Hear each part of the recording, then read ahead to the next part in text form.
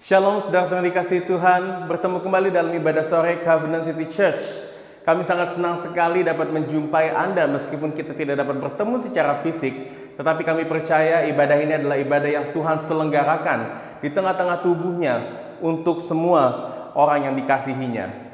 Mari saudara-saudara bersama-sama kita siapkan hati kita untuk memasuki ibadah ini. Kami juga menyarankan saudara-saudara sekalian untuk dapat mengikuti ibadah ini tanpa gangguan. Jadi kami menghimbau agar saudara dapat menyingkirkan sementara gadget-gadget dan juga distraksi-distraksi lainnya agar kita dapat tetap fokus kepada firman Tuhan untuk sama-sama datang memuji, beribadah dan berdoa bersama-sama dalam ibadah kita sore hari ini.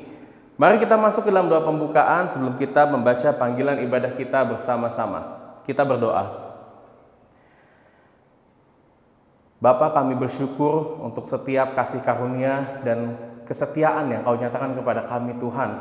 Terutama Tuhan di dalam kasih karunia yang Kau nyatakan di dalam anak-Mu Tuhan Yesus Kristus yang telah datang dan mati untuk setiap dosa-dosa kami Bapa. Dan Tuhan melalui pengorbanan dan karya penebusan Kristus sajalah kami dapat datang kepada Tuhan dan kembali dapat memanggil-Mu Bapa kami Tuhan. Terima kasih Tuhan untuk ibadah pada sore hari ini yang dapat kami selenggarakan. Kami percaya ini adalah anugerah yang Kau berikan kepada kami Tuhan. Dan biar melalui ibadah pada sore hari ini kami kembali diarahkan hanya kepada Engkau saja Tuhan, pribadi dan juru selamat kami yang hidup.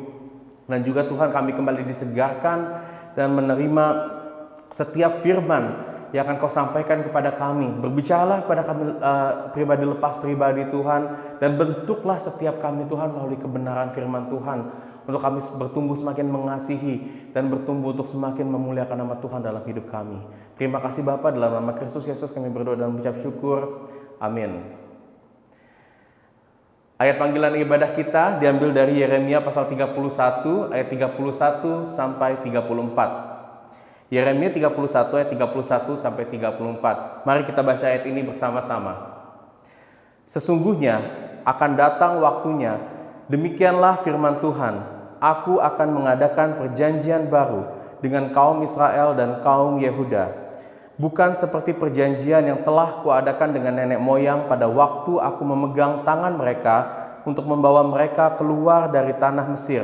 Perjanjianku itu telah mereka ingkari. Meskipun aku menjadi Tuhan yang berkuasa atas mereka, demikianlah firman Tuhan.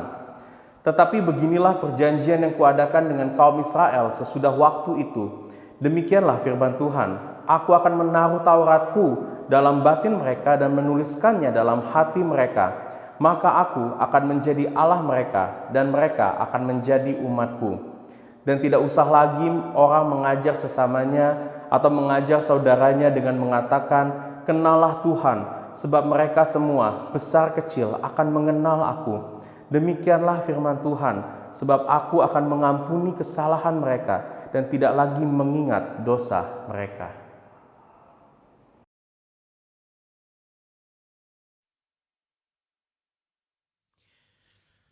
Sungguh besar anugerah dalam Yesus, kasih surga yang tak tertandingi, sukacita kebenaran yang bebaskan, kasih sempurna damai yang kekal. Harapanku hanyalah pada Yesus, hidupku berpaut padanya. Oh betapa indah dan mulia bagianku, karena Dia Kristus dalamku.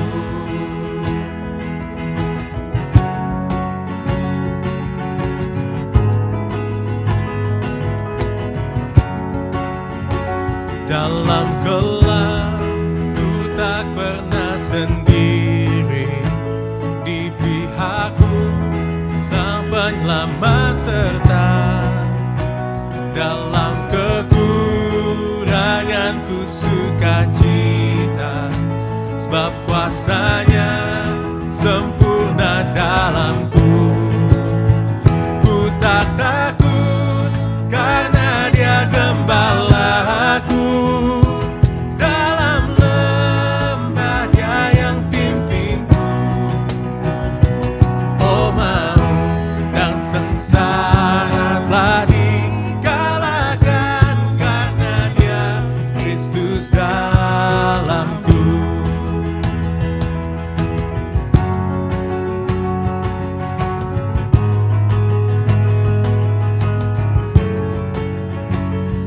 dalam Dia yang tanggung semua dosaku.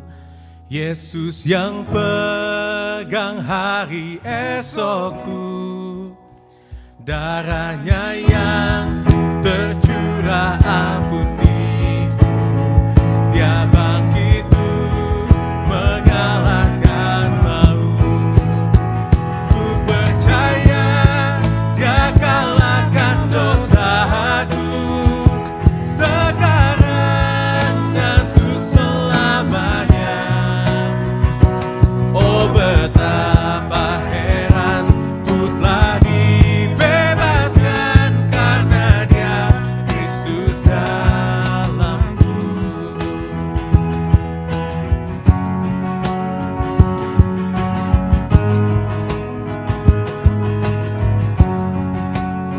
Setiap nafasku ku mau serta Yesus. Janjinya yang membuatku teguh. Setiap hari kasih-Nya pulihkanku. Sampai nanti ku dipanggil pulang. Harapanku hanyalah pada Yesus. Kemuliaan hanya padanya. Saat usai nanti ku kan terus bernyanyi karena Dia Kristus dalamku.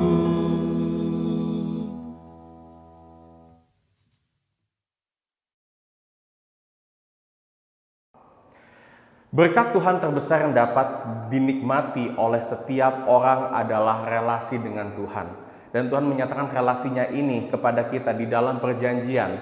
Dan di dalam relasi yang Tuhan nyatakan dalam perjanjian dengan kita, Tuhan pun juga menyatakan hukum-hukum Allah. Kita dapat melihat ini di dalam perjanjian lama, di mana Tuhan memberikan hukum Taurat kepada bangsa Israel yang adalah umat perjanjian Allah.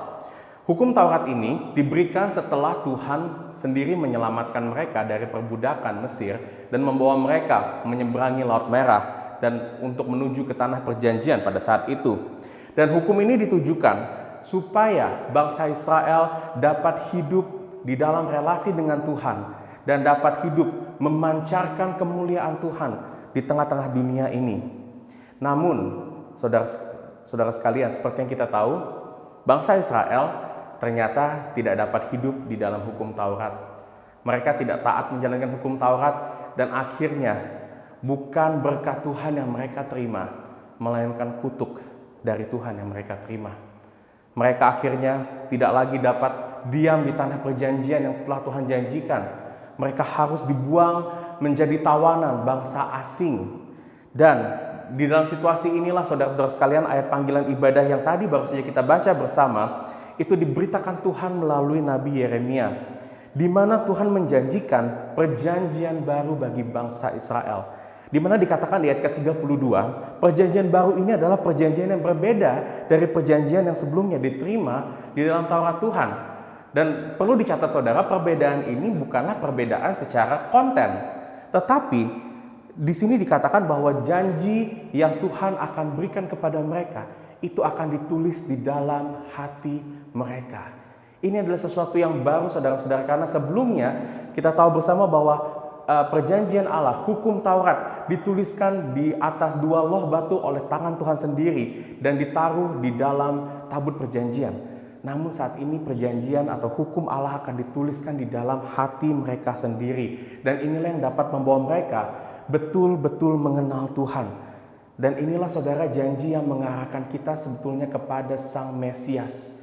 Bahwa sebenarnya hukum Taurat yang diterima oleh bangsa Israel adalah hukum yang mengarahkan kepada pribadi Mesias. Memang pada saat itu Mesias belum hadir, jadi hukum tersebut hanyalah bayang-bayang dari Mesias yang akan hadir. Namun untuk kita saat ini saudara-saudara sekalian, Mesias telah datang.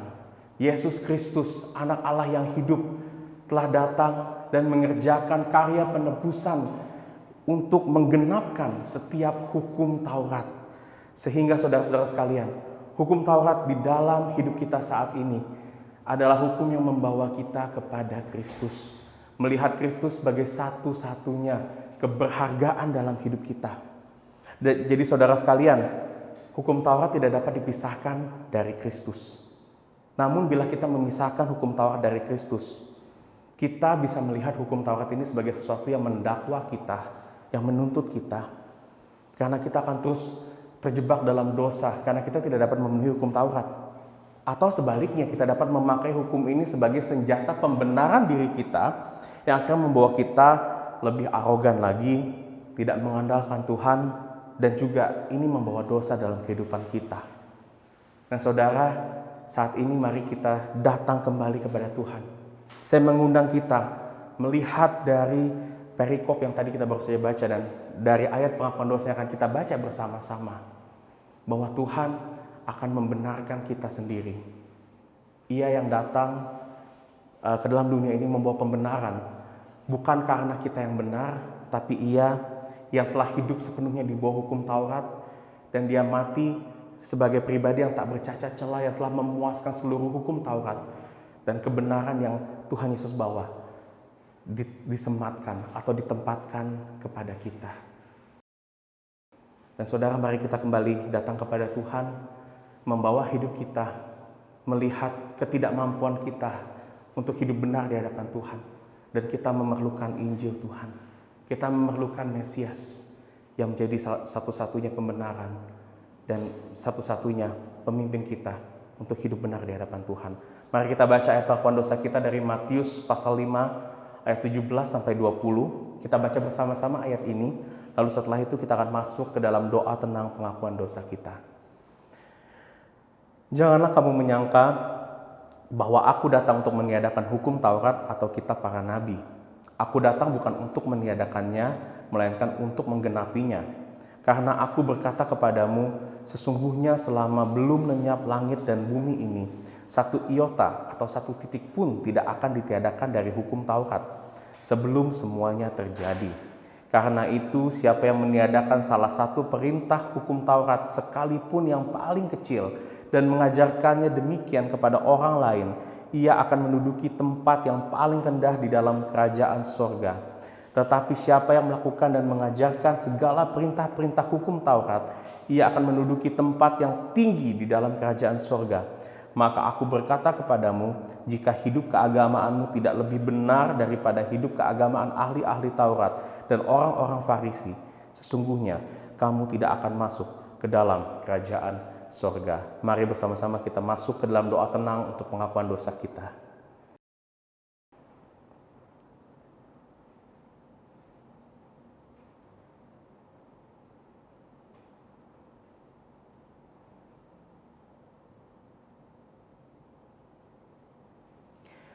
Siapakah kami Tuhan, sehingga Engkau memandang kami Tuhan, sehingga Engkau sendiri Tuhan menyatakan anugerah-Mu yang tak ternilai di dalam anak-Mu Tuhan Yesus Kristus kepada kami Tuhan. Kami yang selayaknya Tuhan menerima kutuk daripada hukum Taurat Tuhan, karena kami tidak dapat hidup sesuai dengan standar yang telah Kau nyatakan kepada kami Tuhan. Namun Tuhan Kau nyatakan di dalam anak-Mu Tuhan Yesus Kristus Tuhan, menggantikan setiap tanggungan hukuman yang harusnya kami jalankan Tuhan, dan membawa kami menjadi benar, bukan karena perbuatan kami, tapi karena karya penebusan Kristus saja di dalam kehidupan kami. Bapa, bawa kami Tuhan untuk melihat karya penebusan-Mu hari demi hari Tuhan, menyadari bahwa diri kami itu adalah pribadi yang sebenarnya tidak layak, yang sebenarnya berdosa, tapi kami hanya dapat menjadi layak karena Engkau yang melayakkan kami Tuhan. Dan bawa kami Tuhan untuk melihat kehidupan kami di dalam kasih karunia-Mu saja Tuhan, sehingga kami dapat hidup senantiasa di dalam ketetapan-Mu dan memuliakan nama-Mu, bukan dengan kekuatan kami saja, tapi dengan pertolongan dan juga kekuatan dari Roh-Mu yang kudus yang telah Kau berikan di dalam hati kami. Terima kasih Bapa, dalam nama Tuhan Yesus Kristus kami berdoa dan mengucap syukur. Amin. Saudara, kasih karunia yang Kristus nyatakan kepada kita sama sekali tidak bertentangan dengan hukum Taurat. Malah di dalam kasih karunia-Nya Tuhan sendiri yang akan menuntun kita dan memberi kita kekuatan untuk hidup benar sesuai dengan ketetapan-ketetapan Allah. Hal ini dapat terjadi di dalam kita karena kita yang telah ditebus oleh Kristus, kita pun juga sebenarnya telah dipersatukan di dalam Kristus. Artinya, kita juga turut dipersatukan di dalam kematian dan di dalam kebangkitannya. Inilah harapan kita saudara-saudara, karena saat kita dipersatukan di dalam kematian Kristus, kehidupan lama kita pun juga sebenarnya turut dimatikan di dalamnya. Dan kesatuan kita di dalam kebangkitan Kristus, itu juga menandakan bahwa Kristus memberikan kita kebangkitan tubuh, hidup yang baru, hidup yang memuliakan Tuhan. Jadi saudara-saudara sekalian, memang sudah menjadi natur kita untuk hidup sesuai dengan ketetapan Tuhan. Dan Tuhan akan senantiasa memimpin kita di dalam Roh-Nya yang kudus di tengah-tengah dunia ini untuk berjuang, untuk hidup benar, dan untuk memuliakan nama Tuhan di dalam kehidupan yang Tuhan sudah nyatakan kepada kita. Mari bersama-sama kita dengarkan berita anugerah dari Roma pasal 6 ayat 1-4. Jika demikian, apakah yang hendak kita katakan? Bolehkah kita bertekun dalam dosa supaya semakin bertambah kasih karunia itu?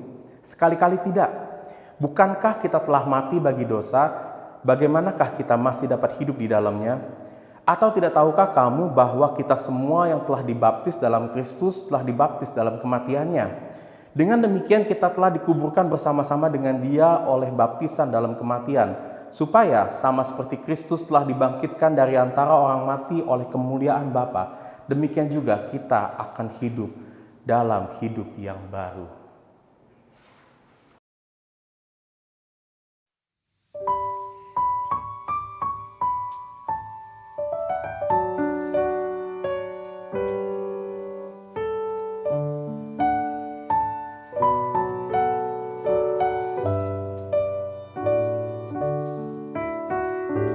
Kaulah ya Tuhan, surya hidupku, asal Kau ada, yang lain tak perlu. Siang dan malam Engkau ku kenang, di hadirat-Mu jiwaku tenang. Kaulah hikmat-Ku, firman hidupku, Kau besertaku dan ku serta-Mu. Engkau Bapa-Ku, aku anak-Mu. Dengan-Mu Tuhan ku satu penuh. Kaulah bagiku tempat berteduh, Kaulah perisai dan benteng teguh. Sukacitaku kekal dalam-Mu, kuasa surgawi Engkau kuasaku.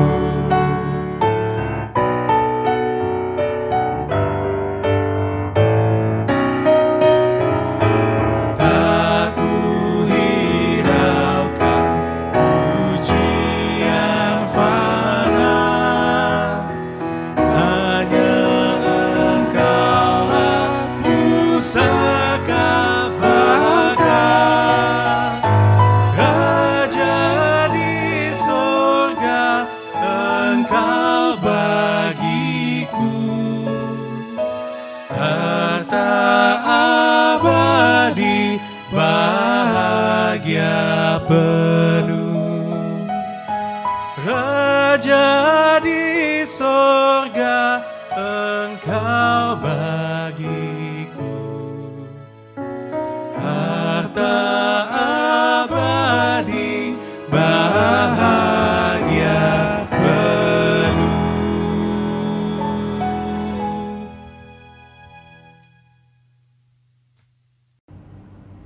Pernyataan iman diambil dari Pengakuan Iman Westminster bab 8 artikel 5, 6, dan 8. Saya mengajak saudara-saudara sekalian untuk membacanya bersama-sama dengan saya.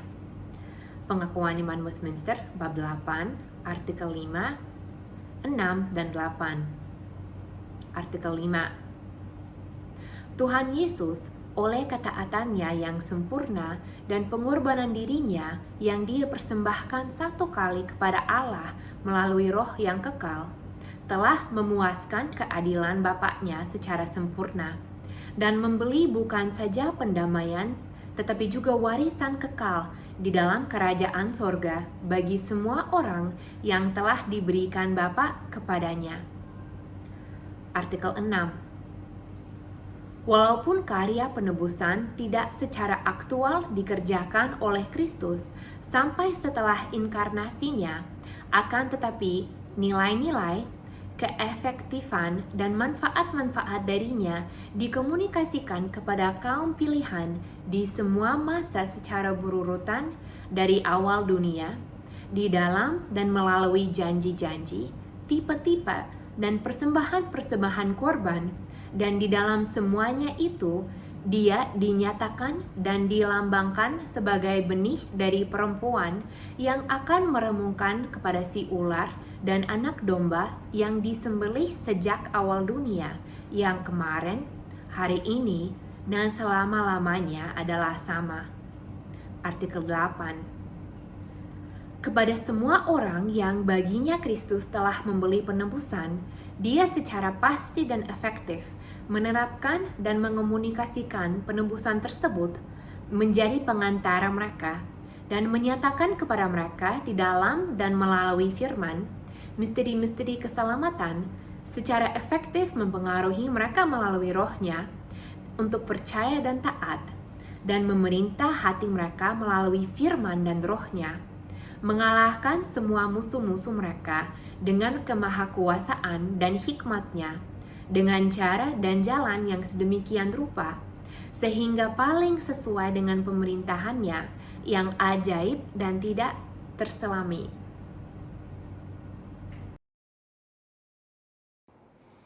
Saudara-saudara sekalian, kini tiba waktunya bagi kita untuk memberikan persembahan kepada Tuhan.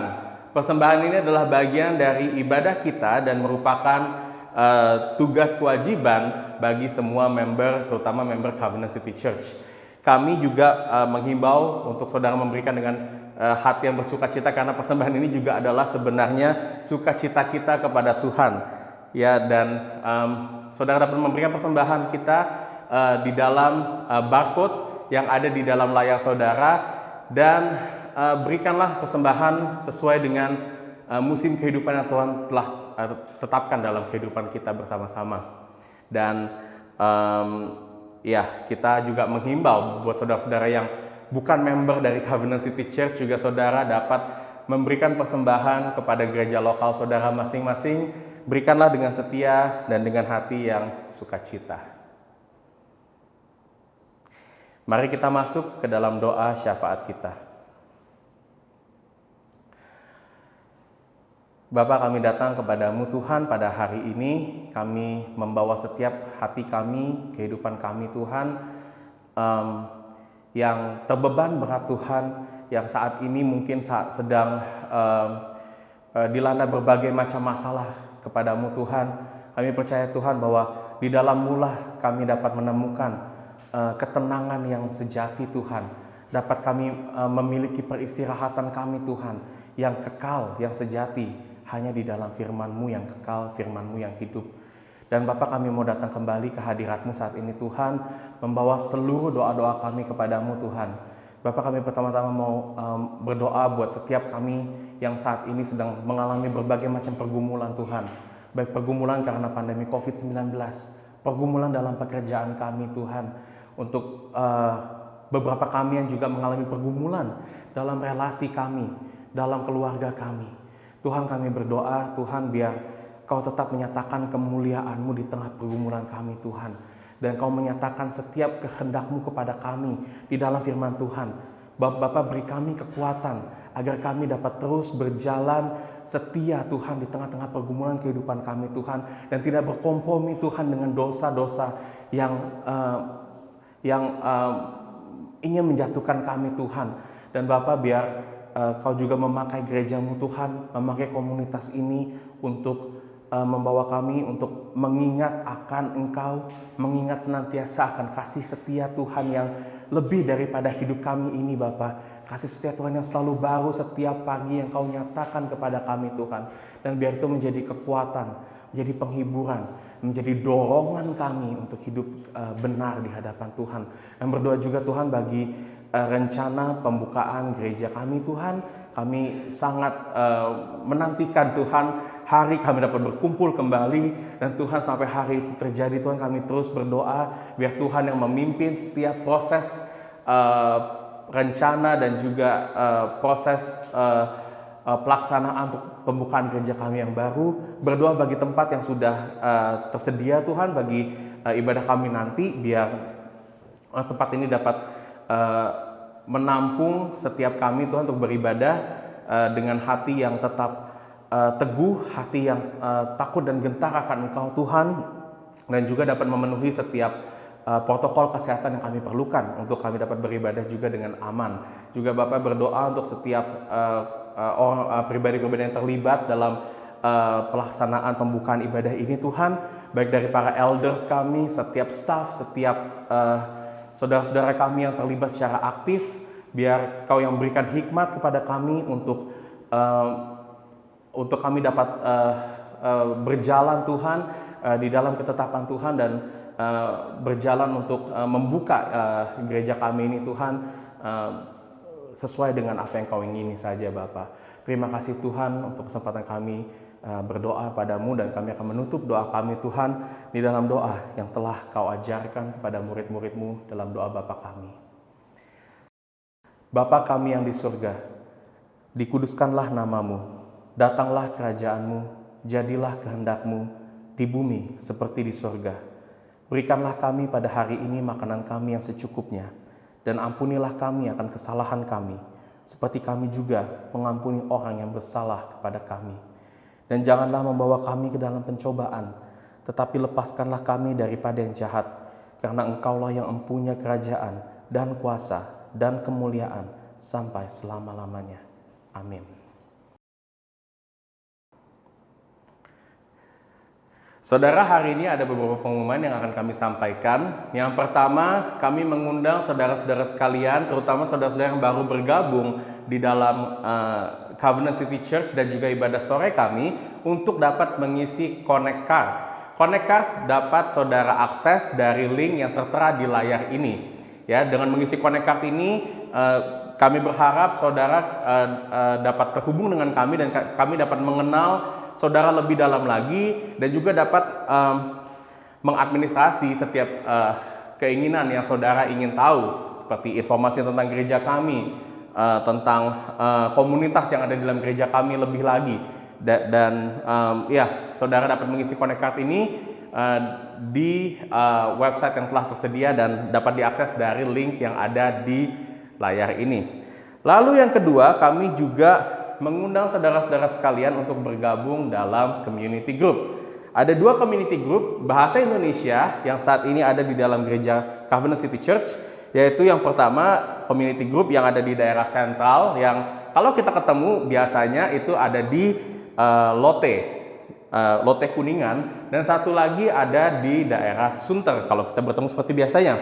Nah, community group ini adalah sarana untuk saudara-saudara dapat mengenal komunitas Covenant City Church lebih dalam lagi, dapat juga berhubungan, berelasi langsung dengan setiap daripada anggota kami. Dan untuk bergabung dengan community group ini, saudara dapat menghubungi saya sendiri, Davin, atau Jackie. Ya, itu saja pengumuman untuk hari ini. Mari kita berdoa untuk kita mendengarkan firman Tuhan pada hari ini.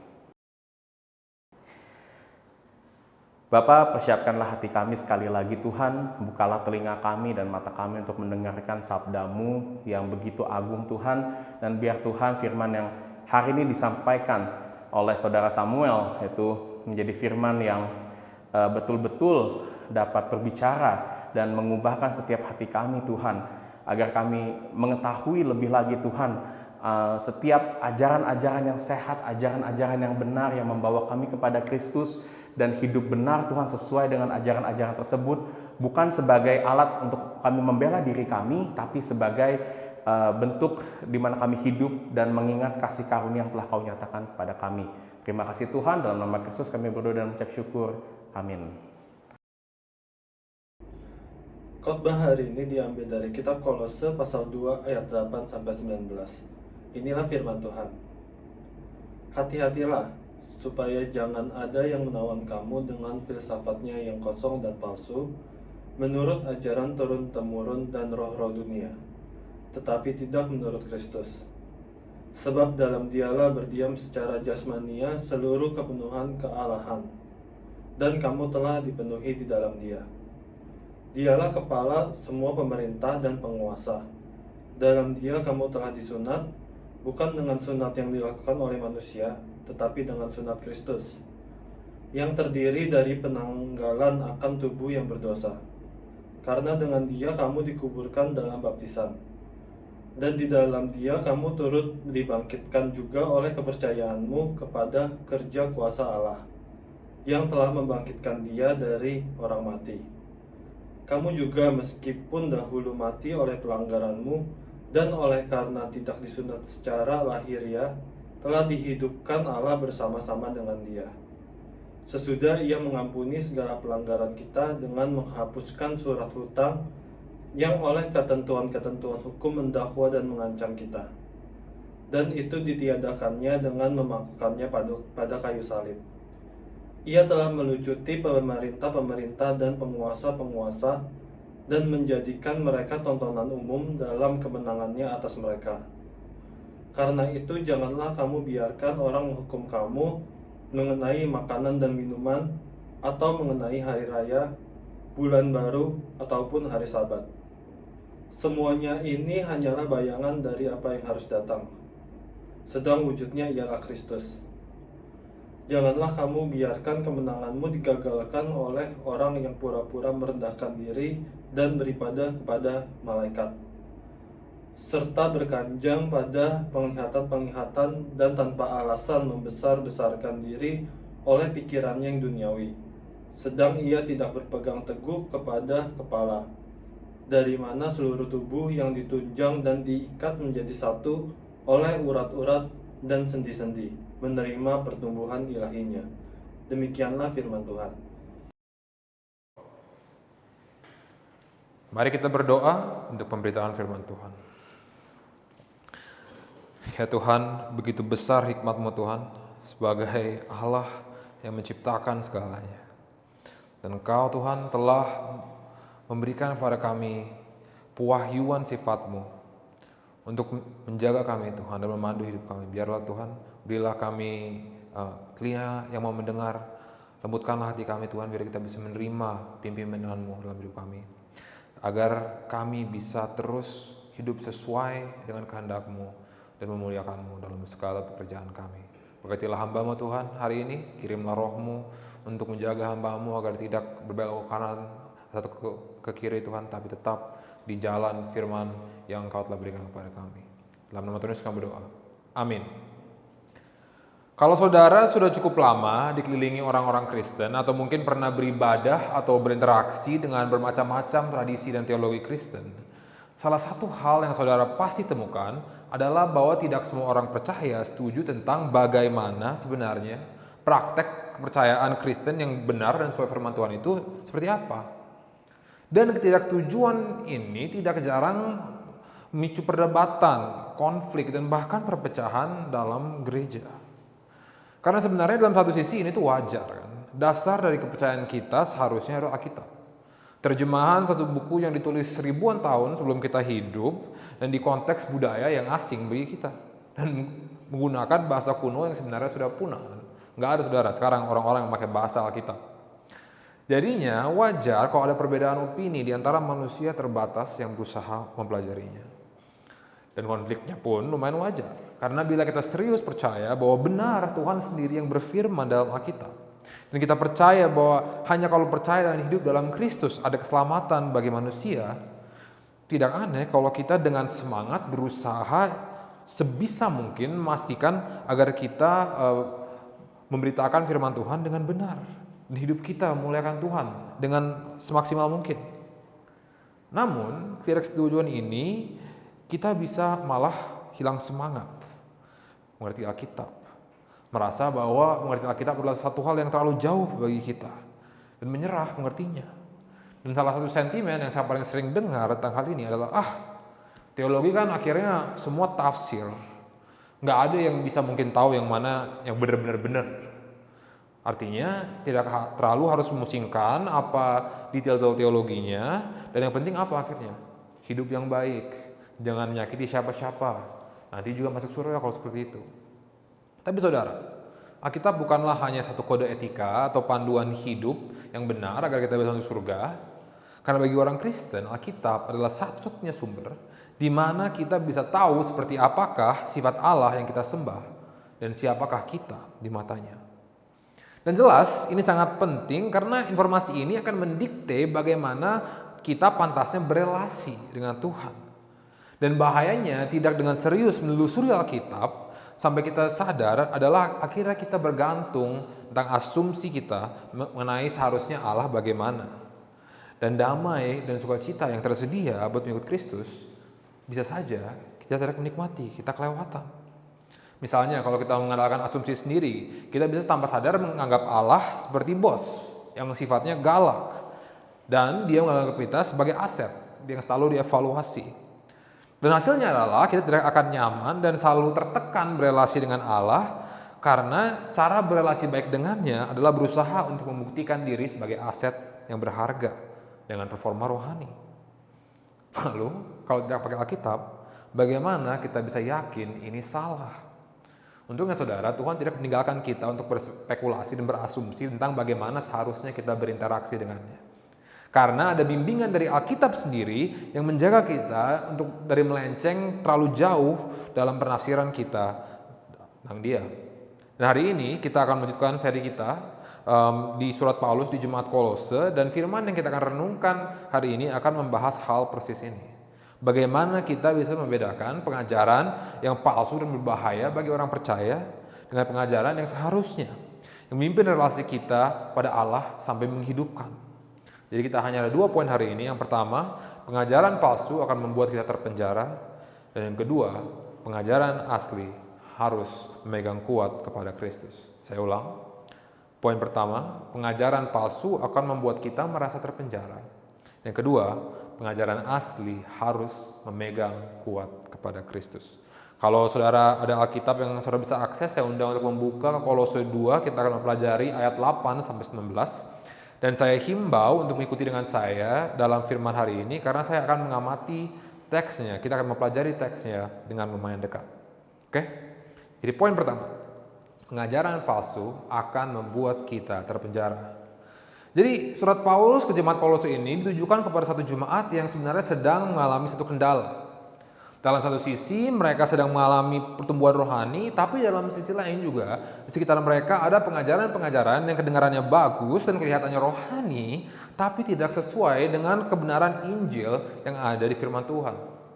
Dan kita sudah lihat di pasal pertama bahwa Paulus menguatkan mereka sekaligus menetapkan dasar dari segala pengajaran dan pelayanan para rasul.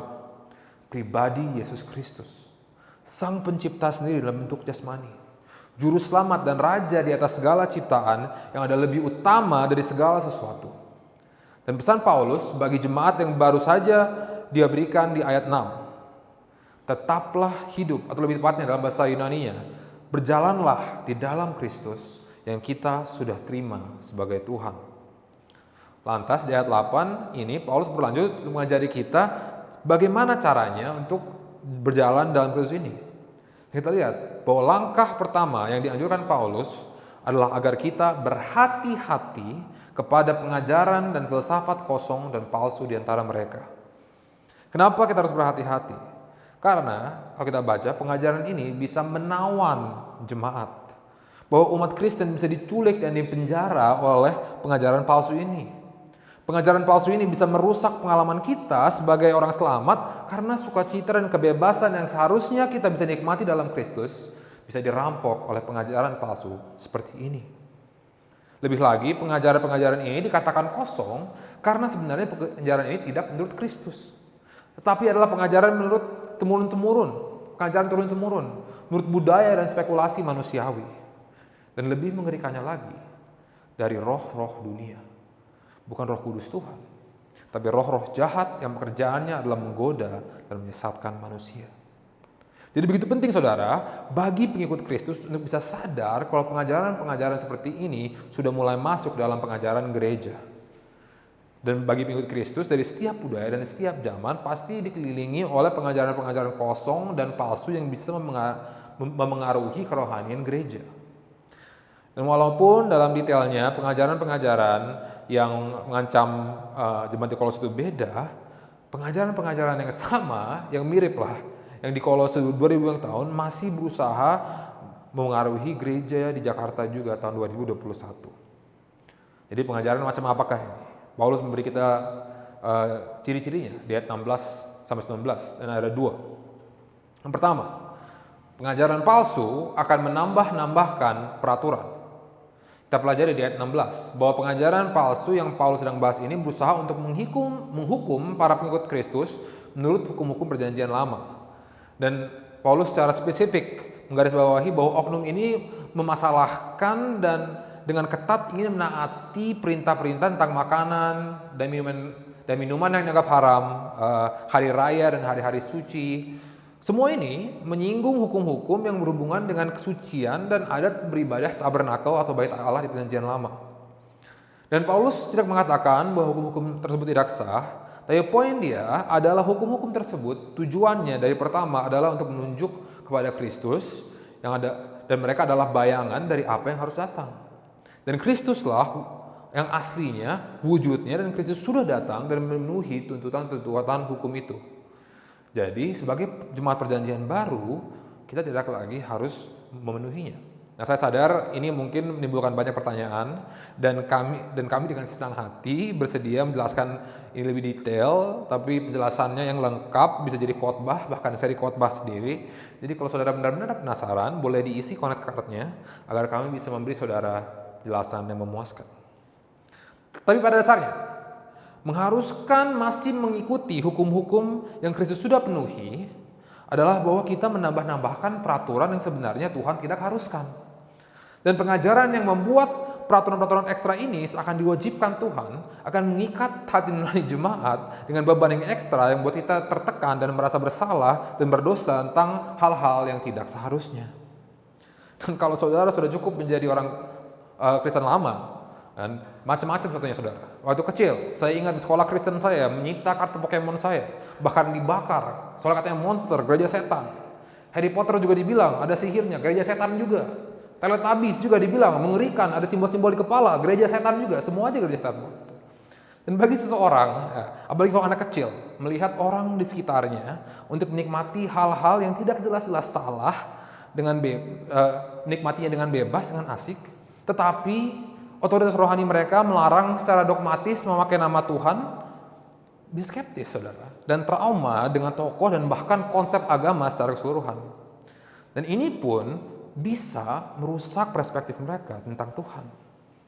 Karena kalau kita menegakkan peraturan-peraturan macam ini dengan pretensi agama dan dengan menggunakan ayat-ayat Alkitab pula yang tidak jelas, secara jelas Alkitab melarang, kita akan membentuk komunitas yang akan mudah menghakimi atau judgmental. Dan saudara-saudara dalam Kristus dan gereja-gereja yang tulus berusaha untuk beribadah dan memuliakan Tuhan, tapi tidak masuk dengan ekspektasi kita tentang bagaimana seharusnya orang beragama, akan merasa tidak nyaman, akan merasa sesak. Karena kita akan terlalu cepat mempertanyakan kredibilitas pengakuan iman mereka, memaksa mereka untuk berubah atau mengecap mereka sebagai sesat atau berdosa berdasarkan tradisi-tradisi kita dan bukan firman Tuhan. Gereja ini pun saudara sisi pernah dipertanyakan kerohaniannya karena kita tidak mengharuskan ada ibadah Natal atau hari kenaikan atau Jumat Agung pun. Kan tahukah saudara bahwa para Puritan anti merayakan Natal. Bahkan mereka bekerja pada hari Natal sebagai unjuk rasa. Apakah kita akan menganggap para Puritan kurang rohani? Coba saudara baca tulisan mereka. Akan susah untuk membenarkan kesimpulan itu. Yang lebih kontroversial, minum alkohol atau merokok. Dulu guru sekolah minggu bilang kepada saya bahwa tubuh adalah bait Allah, jadi harus sehat. Jadi minum alkohol atau merokok itu sesat atau berdosa. Tapi guru sekolah minggu yang sama pulang gereja ngajak makan martabak. Tahukah saudara bahwa Charles Spurgeon, orang yang dikatakan adalah pangeran para pengkhotbah, the prince of preachers, juga merokok dan minum tanpa rasa bersalah? Apakah kita berani mengecap dia sebagai duniawi dan sesat? Dan lebih banyak lagi saudara, contoh-contoh masalah-masalah sepele yang begitu dipusingkan dan diungkit secara menyakitkan. Boleh bertato apa enggak? Gereja boleh pakai celana pendek atau sendal apa enggak? Seberapa panjang seharusnya rok wanita? Musik dan instrumen apa yang layak dipakai di gereja? Memaksakan perspektif kita sampai memecah belahkan gereja dan saling menghakimi berdasarkan perbedaan picik. Dan ini saudara membuat gereja kelihatan konyol. Mohon jangan salah paham. Saya bukan mau membenarkan atau menyalahkan merokok atau minum alkohol atau isu-isu lain yang diperdebatkan. Tapi maksud saya adalah untuk membuka pikiran kita bahwa yang pasti ada gereja dan saudara seiman kita yang mungkin mempraktekkan hidup dan beribadah dengan cara di luar ekspektasi budaya kita tentang seharusnya bagaimana orang beragama. Namun mereka juga diselamatkan Kristus. Dan kita pun harus menghargai mereka. Karena mereka juga dikasihi Kristus. Dan mereka juga mempunyai Roh Kudus yang berbicara langsung kepada mereka, pada hati nurani mereka. Jadi jangan sampai kita meremehkan pekerjaan Roh Kudus dalam mereka. Lalu dengan pretensi rohani menghakimi saudara kita sebagai pendosa berdasarkan hal-hal yang tidak jelas dilarang oleh firman Tuhan. Memang mengikuti aturan-aturan tambahan bisa membantu kita untuk mencegah dosa, agar kita bisa lebih tenang berjalan dalam Kristus. Apalagi kalau kita sendiri sadar bahwa kita rawan jatuh kepada dosa itu. Karena dosa adalah seperti jurang berbahaya. Dan jatuh ke sana memang gawat.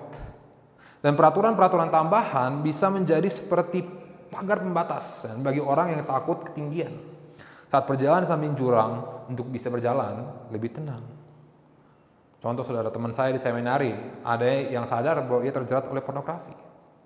Dan dia akhirnya menyimpulkan dan dia memberi peraturan sendiri untuk tidak memiliki laptop, tapi harus memakai komputer yang umum di kampus. Bagus, kan?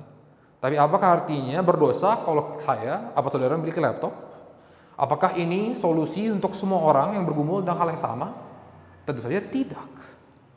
Jadi kalau saudara menemukan pagar-pagar pembatas yang efektif, itu baik dan bisa jadi hikmat dari Roh Kudus. Tapi bila pengajaran yang kita percaya menjadikan pagar pribadi kita menjadi peraturan dan memaksakannya kepada semua orang di atas nama Tuhan sampai kita bisa menghakimi saudara-saudara yang tidak memiliki pembatas-pembatas yang sama, itu salah satu tanda bahwa pengajaran kita mulai tercemar dengan pengajaran palsu. Yang kedua, pengajaran palsu akan menjadikan pengalaman religius sebagai patokan. Amati di ayat 18. Paulus menulis bahwa jangan biarkan kemenanganmu digagalkan oleh orang-orang yang pura-pura merendahkan diri dan beribadah kepada malaikat, serta berkajang pada penglihatan-penglihatan. Jadi saudara, penganut pengajaran palsu yang Paulus sedang bahas ini sedang mengancam jemaat Kolose. Ini mereka mempunyai macam unsur mistis.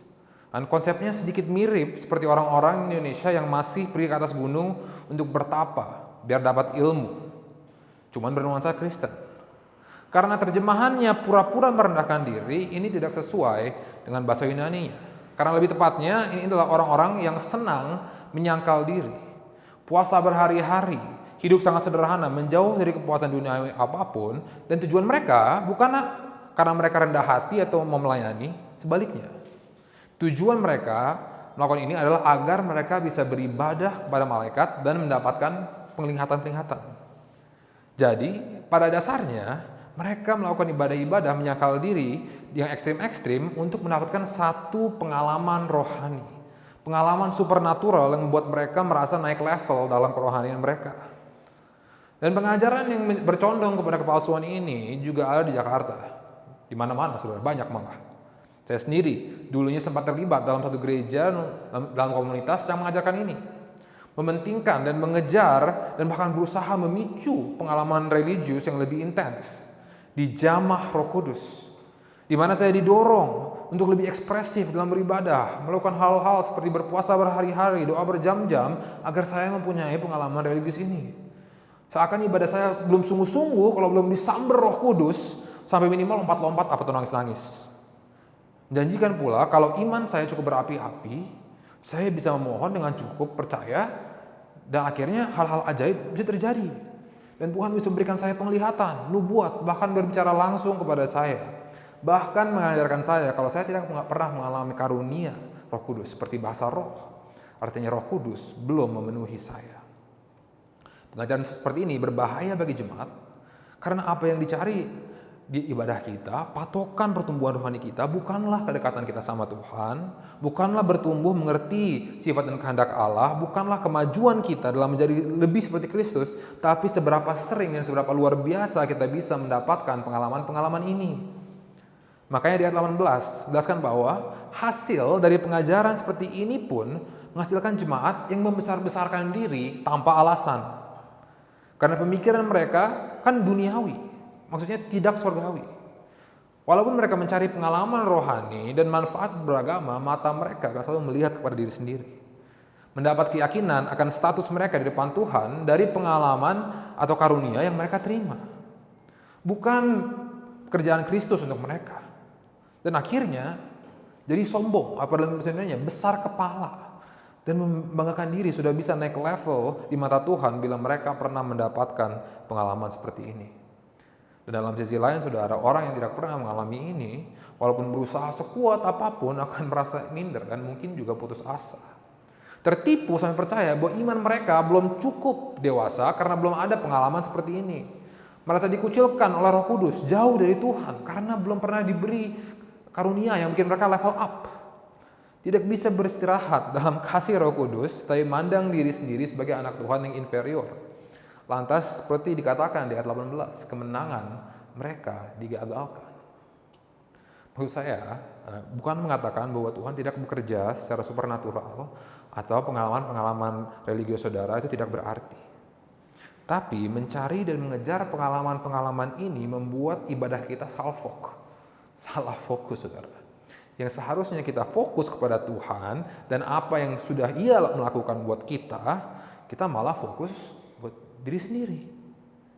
Karena saudara, pada akhirnya kedua ciri-ciri pengajaran yang mengancam jemaat Kolose ini pada dasarnya masalahnya sama, legalisme.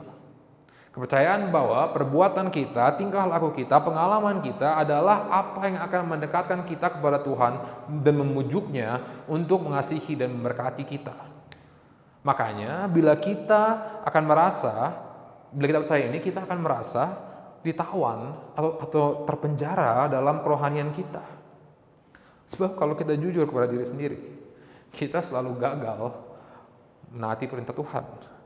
Yang mutlak ada saja sih selalu gagal, apalagi kalau ditambah-tambahkan. Dan tidak semua orang akan mengalami pengalaman rohani yang luar biasa. Dan bisa pun tidak mungkin terus-terusan mengalami. Jadi kita akan merasa stuck, saudara, terpenjara dalam kecemasan dan ketakutan kita. Ditindas oleh pola pikir, aku nggak mungkin sebaik itu. Tuhan pasti kecewa sama aku. Aku nggak layak jadi orang Kristen. Dan kalau kita terus bergantung pada diri kita sendiri, kalau kita terus terpenjara di sini, saudara, seperti ayat 19 mengatakan, itu artinya kita tidak berpegang kuat kepada kepala, yaitu Kristus, yang akan mengikat kita sebagai anggota tubuhnya menjadi satu. Dan dari hanya padanya lah tubuhnya bisa menerima pertumbuhan. Lalu, apa bedanya?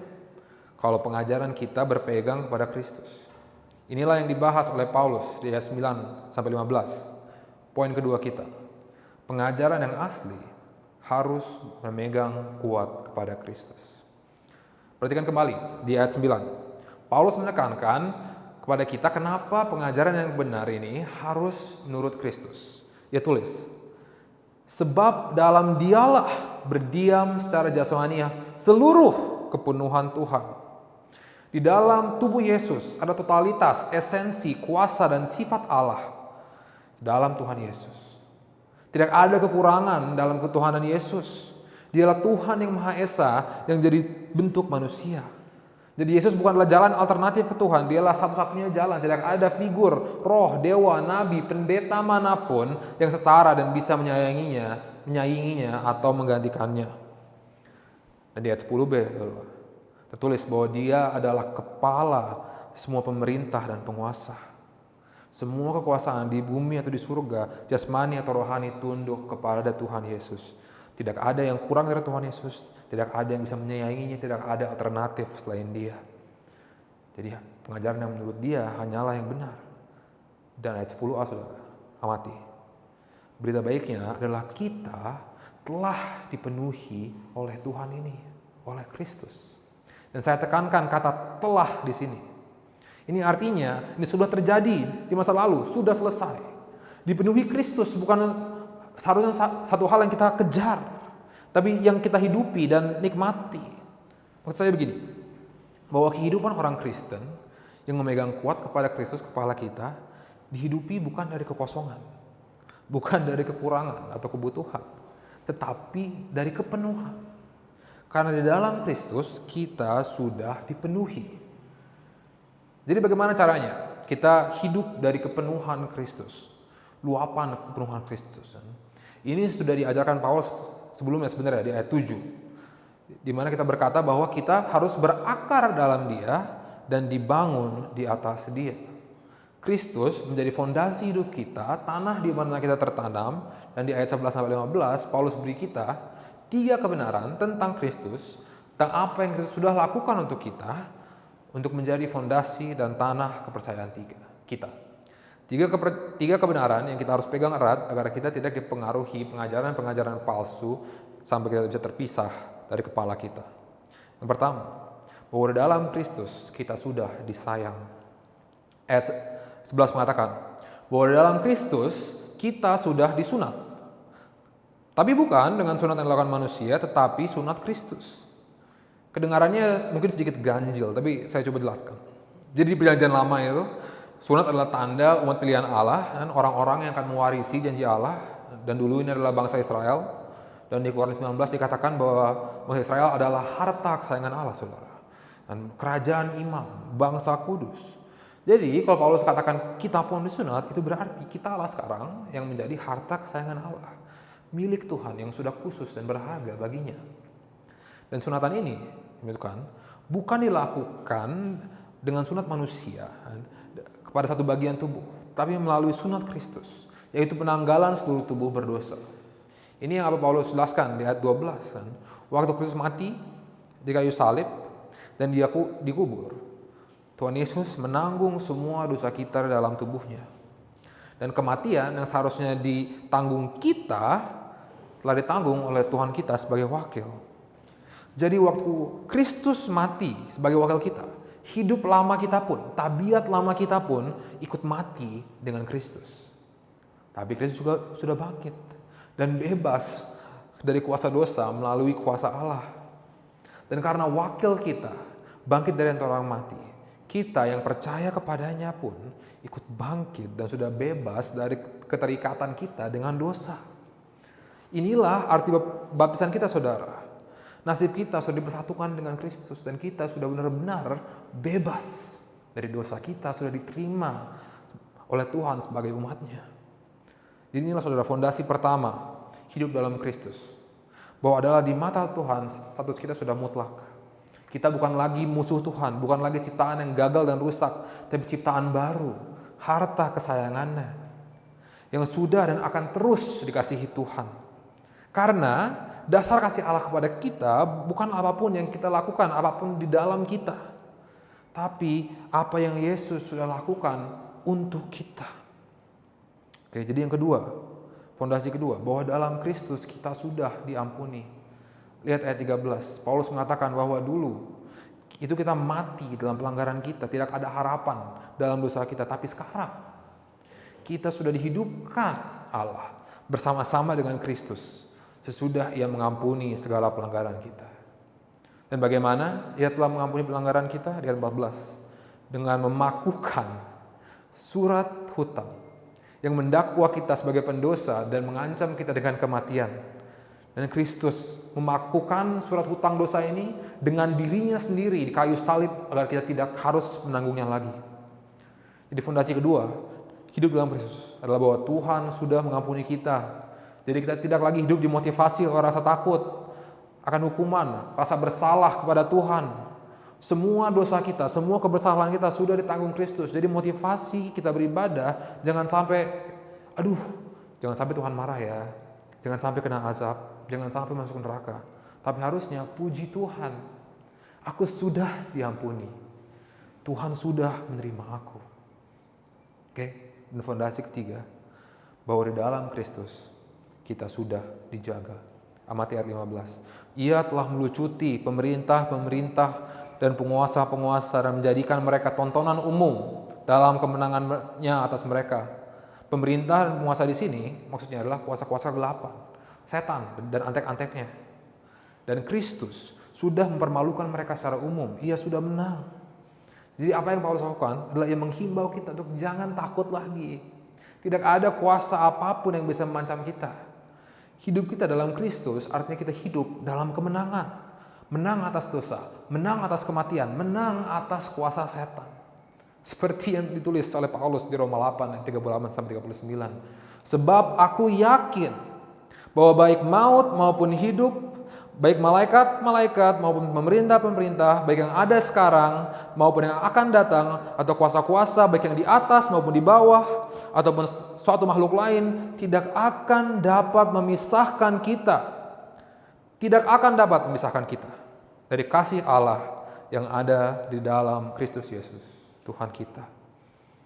Saudara, kita sudah aman dalam Tuhan.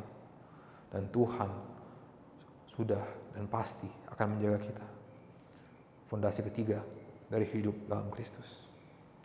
Jadi apakah saudara masih cemas akan kegagalan saudara menaati perintah Tuhan?